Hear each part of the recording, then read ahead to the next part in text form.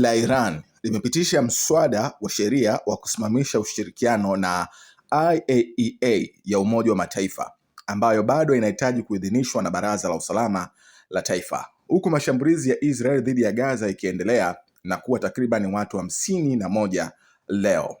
Rais Donald Trump wa Marekani amesema usitishaji wa mapigano kati ya Israel na Iran uliotangazwa jana unaendelea vizuri sana, huku White House ikikataa ripoti ya kijasusi ikisema kuwa milipuko ya mabomu ya Marekani haikuharibu maeneo ya kinyuklia ya Iran, lakini ilirejesha mpango wa miezi nyuma mbele.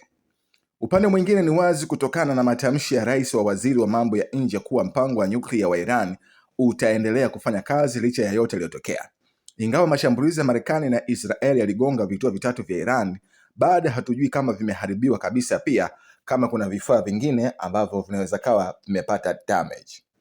Kwa vile sasa bunge la Iran limeidhinisha mswada wa kusimamisha ushirikiano wa IAEA, litakwenda kwa baraza la mawaziri ambapo litausoma kisheria na kidini. Iwapo kutakuwa na mafanikio katika chombo hicho, mswada huo utaenda kwa Baraza Kuu la Usalama wa Kitaifa ili kuidhinishwa na hatimaye kwa serikali hii kujitoa katika kiungo hicho.